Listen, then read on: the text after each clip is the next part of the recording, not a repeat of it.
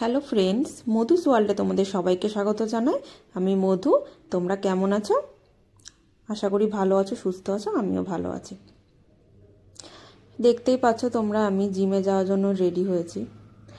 তো এই জিমের সাথে আমি প্রায় 4 বছর ধরে যুক্ত। এই জিমের সাথে আমি রিলেটেড। তো জিমের সাথে আমার পরিচয় হওয়ার কারণ আছে।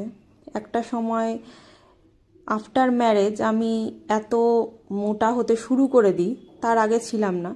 তো মোটা হতে শুরু করে দিই, হতে হতে হতে একটা সময় এত হেভি ওয়েট হয়ে যায় যে আমার হাঁটতে চলতেও কষ্ট হতো। তখন আমার ওয়েটটা বাড়তে বাড়তে বাড়তে একটা সময় 80 কেজিতে চলে যায়। আর আমি কখনো না ওইভাবে ডিপলি ভাবিনি যে জিমে জয়েন করব। কিন্তু আমার মনে হতো যে এত মোটা হয়ে যাচ্ছে, একটু জিমে জয়েন করা দরকার বা এক্সারসাইজ করা দরকার, খাওয়াটা কমানো দরকার, এরকম দরকার ভাবতাম। কিন্তু কোনোদিনও রিয়ালিটিতে সেটা করে ওঠা হতো না। মনে হতো যে এটা করি, কিন্তু ভাবতাম থাক বাবা, এত কষ্ট করতে হবে, থাক করব না, এই বলে এড়িয়ে যেতাম। কিন্তু আমি রিয়ালাইজ ফার্স্ট করলাম যখন আমার হাঁটুতে ব্যথা স্টার্ট হলো। হাঁটতে চলতে গিয়ে বা ঘুম থেকে উঠে প্রথম যে স্টেপটা ফেলতাম, তখন থেকে আমার হাঁটু ব্যথাটা স্টার্ট হতে থাকতো। এবং যত দিন গেল তত ওই হাঁটু ব্যথাটা না আমার বাড়তে শুরু করলো। আর তখনই আমি যখন ডাক্তার দেখালাম, তো ডাক্তার বললেন যে তোমাকে ওয়েট কমাতে হবে। ওয়েট না কমালো, এত হেভি ওয়েট যে বডি হাঁটুটা না নিতে পারছে না। তো ওটা শুনেই না আমার চিন্তা শুরু হয়ে গেল তখন থেকেই, যে ডাক্তার বললো যে আপনার এই বয়সে যদি এরকম হয় তো শেষ জীবনে আপনার কি অবস্থাটা হবে ভাবতে পারছেন? এখনই যদি আপনার হাঁটু ব্যথা হয়, আপনি চলতে ফিরতে কষ্ট হয় আপনার, তাহলে শেষ জীবনে আপনার কি হতে পারে পরিণতিটা। তো এটা ভেবে না প্রচণ্ড টেনশানে পড়ে গেছিলাম। ইভেন আমার কয়েকদিন টেনশানে ঘুমও হয়নি, এইরকম ডিপ্রেশনে চলে গেছিলাম যে কি করব। অথচ জিমে জয়েন করতেও ভয় লাগছে, যে আমার আসলে একটা আমার মধ্যে কি আছে যে কনফিডেন্সের অভাব। আমার মধ্যে না কনফিডেন্সের খুব অভাব। আমি আগেই ভেবে নিই যে কোনো কাজে যে এটা হয়তো আমি পারবো না, এটা আমার দ্বারা হবে না, এটা আমি আগেই ভেবে নিই। কিন্তু যখন কাজে, ওই জন্যই না আমি কোনো কাজ খুব ভেবে চিন্তে করি যে এই কাজটা আমি পারবো, তো আগে থেকে অনেক চিন্তা ভাবনা করে তারপরে সে কাজে হাত দিই, যাতে কাজটা পুরো কমপ্লিট করতে পারি, যাতে কাজটা একদম শেষ অবধি করে যেতে পারি। তো এইভাবেই যখন খুব ব্যথাটা খুব বাড়তে বাড়তে তখন আমি একদিন আমার মনে সাহস করলাম যে না, আমাকে জিমে জয়েন করতে হবে, মনে হচ্ছে করতে হবে, এরকম ভাবতে শুরু করলাম। যে করে একদিন সাহস করে জয়েন করলাম। কিন্তু করেও আমার মনের মধ্যে একটা ভয় ছিল, হয়তো আমি পারবো না, হয়তো আমি ছেড়ে দেব, এত কষ্ট করতে পারবো না, খাওয়া ছাড়তে পারবো না।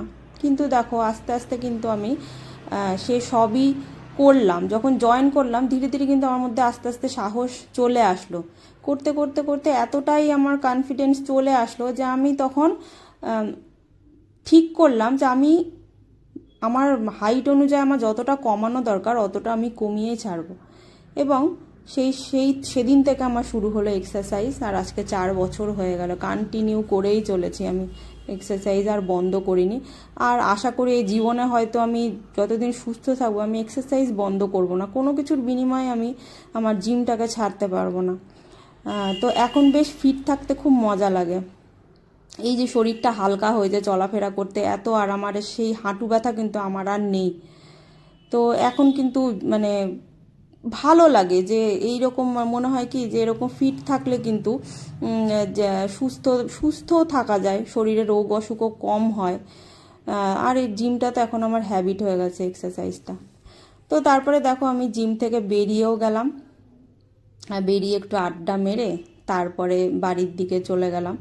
বাড়ি যাওয়ার সময় না আমি কোনোদিনও খালি হাতে ঢুকতে পারি না। আমাকে যেহেতু ঘর আর বাইরে সমস্ত কিছু দেখতে হয়, তো একই সাথে ঘরের কাজও করতে হয়, আবার বাইরে সমস্ত বাজারঘাট থেকে শুরু করে সমস্ত কাজ। তো ওই জন্যে বাড়ি ফেরার সময় একটু মনে হলো গ্রসারি কিছু নেওয়ার আছে। এমনিতেই গ্রসারি কিন্তু আমি মান্থলি নিয়েই রাখি, তবুও কিছু কিছু জিনিস নেওয়ার থাকে ছোটোখাটো, যেটা প্রায় হয়তো যেতে হয়। তো ওই জন্য গ্রসারিতে চলে গেলাম, একটু নুডলস নিলাম, তারপরে পাস্তা, মেয়ের কিছু জিনিস নেওয়ার ছিল স্ন্যাক্স জাতীয়, সেগুলোই নিলাম। তো পাড়ারই দোকান থেকে ওই দেখো পাস্তা, তারপরে ম্যাগি, নুডলস। তো আমাকে এরকম, এগুলো আমার রোজকার কাজ। পাড়ার সবাই হয়তো আমাকে, যারা দোকান আছে যে দাদাদের, তারা সবাই আমাকে চেনে যে রোজই আমাকে বেরোতে হয় এরকম। তো যাওয়ার সময় না আমি দুধের প্যাকেটটা ভুলে যাচ্ছিলাম, যেটা আমি নিয়েছিলাম। তো ওই দাদা এসে আমাকে সেই প্যাকেটটা দিয়ে গেল। আর এরপরেই চলে যাব আমি মাছের বাজারে মাছ কিনতে। তো মাছ, অনেক রকমই মাছ সেদিন নিয়েছিলাম। মাছ নিলাম, সবজি নিলাম। তো সেগুলো নিয়ে আমি বাড়ি ঢুকে গেলাম। বাড়ি ঢুকে যদিও আমাকে হাতে করে নিতে হয়নি, কেন ওই দোকানের দাদারাই আমার বাড়িতে পৌঁছে দিয়েছিল। এখন ওরা একটু এই হেল্পটুকু করে বলে আমার একটু সুবিধে হয়, না হলে আগে 2 হাতে ব্যাগ নিয়ে না খুব কষ্ট হতো সিঁড়ি দিয়ে উঠতে, 3 তলা তো, সেই জন্য। তারপরে দেখো অনেক সবজি কিনেছি। এই দেখো লঙ্কা, কাঁচা লঙ্কা, তারপরে বেগুন। শীতকালে সবজি কার ভালো লাগে না বলো?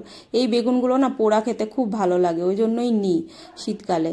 আর এই শীতের ফুলকপি, এটা তো সবারই, আমার মনে হয় সবারই ভালো লাগে।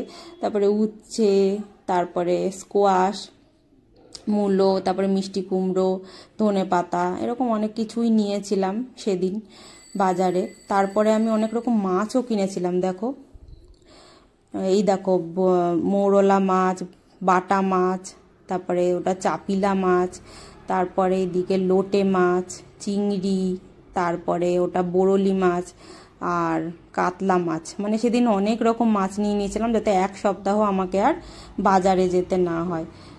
তো আমার কিন্তু গোটা দিন এরকমভাবেই সেদিন কেটেছিল।